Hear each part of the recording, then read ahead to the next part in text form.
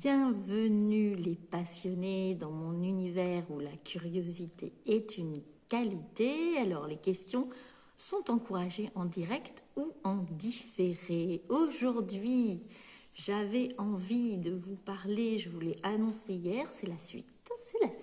Hier, je parlais extraction, qui, pour le dire en un mot, et si vous voulez en savoir plus, vous pouvez aller voir le live d'hier, qui correspond donc à ce qu'on pourrait appeler du nettoyage énergétique et spirituel, parce qu'il y a des choses qui sont encore plus spécifiques qu'on peut mettre plutôt dans la case spirituelle.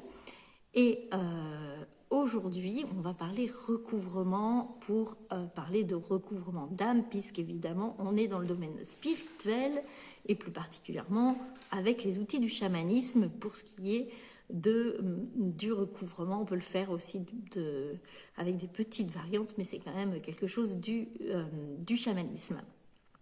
Coucou, bienvenue. Du coup, le recouvrement, dites-moi si vous avez déjà entendu parler. Et hello. Et du coup, une fois qu'on a nettoyé, comme je disais hier, une fois qu'on a nettoyé, on ne laisse pas le vide, parce que si on laisse à nouveau du vide, et bien clairement, comme je disais hier, l'univers déteste le vide, et donc il va y avoir de la place, et cette place va être prise par des énergies qui ne nous appartiennent pas. Alors du coup, eh bien, qu'est-ce qu'on va mettre en première intention quand on ne sait pas pratiquer le recouvrement ou en attendant de pratiquer un recouvrement?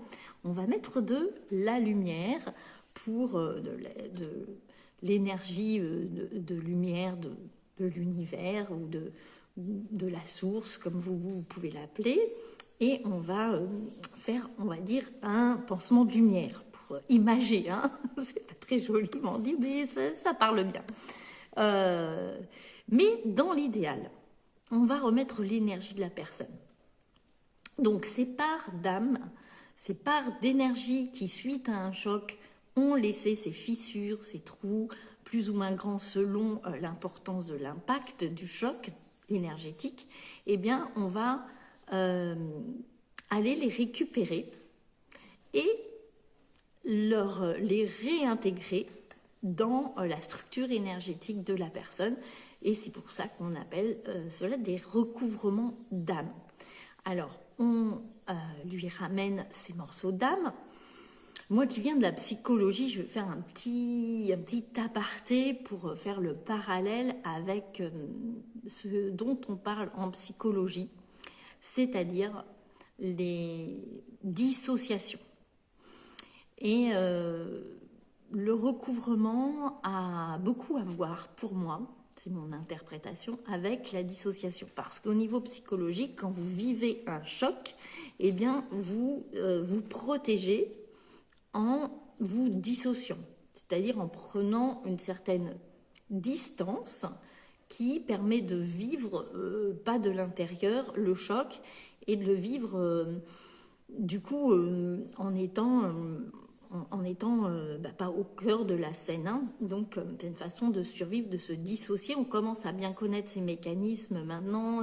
Le public non spécialisé commence à en entendre parler, il me semble. Dites-moi si je me trompe. Mais du coup, parce que moi, je suis quand même là-dedans depuis longtemps. Et du coup, cette dissociation va permettre la survie.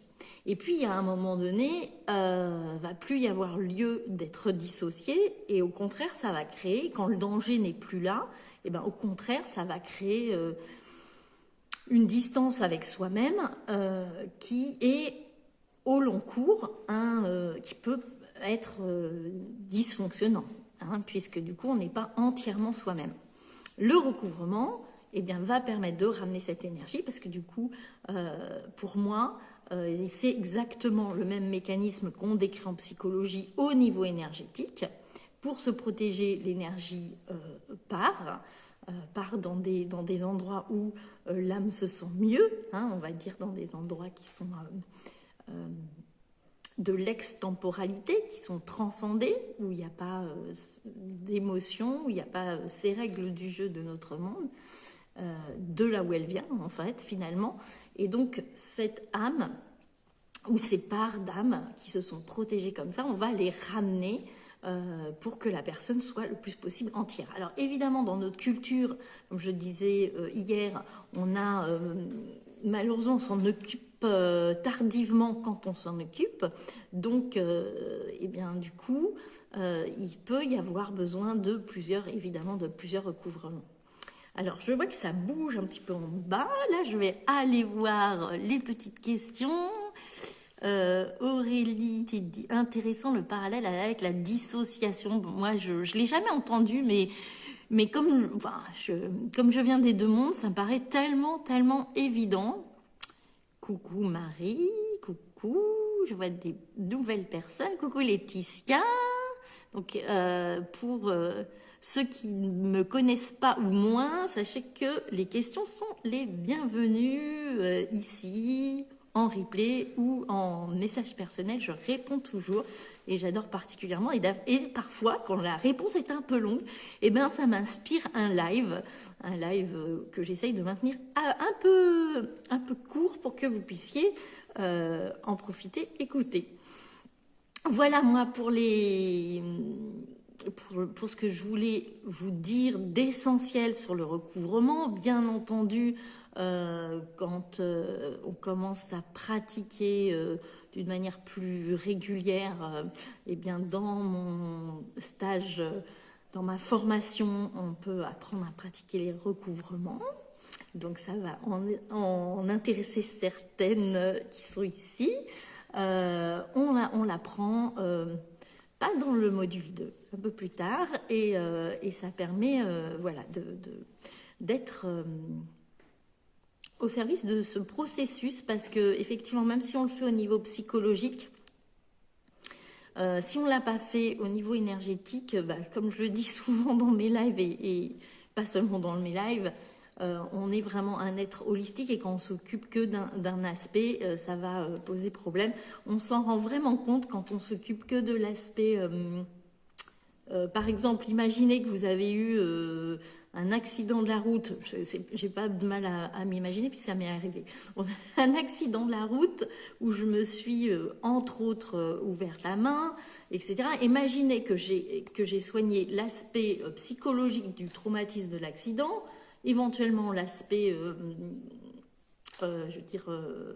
émotionnel, psychologique, énergétique, parce qu'il y a aussi cet aspect-là, dans le corps est fait aussi d'énergie, on le sait de plus en plus, et que je n'ai pas été à l'hôpital pour me faire soigner ma main. On me dirait, mais ça va pas, elle est complètement...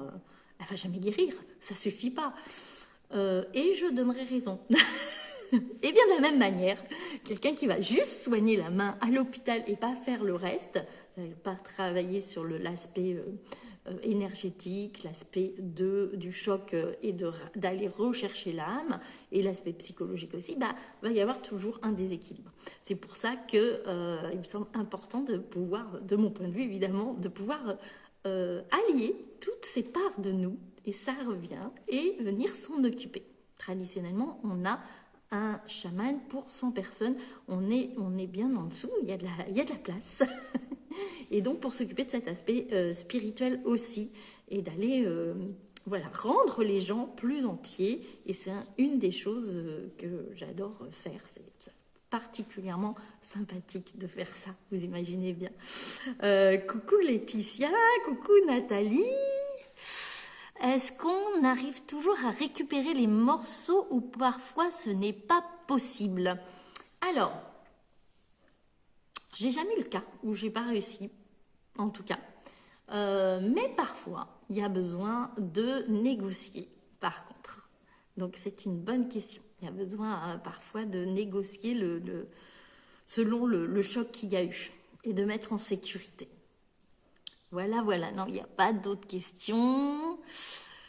Eh bien voilà, j'espère que j'ai répondu à toutes les questions. Si ce n'est pas le cas, vous savez, je vous l'ai dit, c'est avec grand plaisir de le faire en commentaire ou en privé. Et puis, je vous dis à à demain. Et pensez bien, oui, demain, j'ai mon live quotidien. Et jeudi à 10 heures ou en replay, nous aurons notre live ensemble avec Nathalie qui est là en direct. Et nous allons vous parler des rêves. Alors, des rêves d'un point de vue chamanique et puis plus largement. Et donc, si vous avez des questions là-dessus, n'hésitez pas non plus. Voilà, j'ai hâte aussi de ce live. Eh bien, je vous souhaite une bonne soirée, une bonne journée si vous écoutez demain.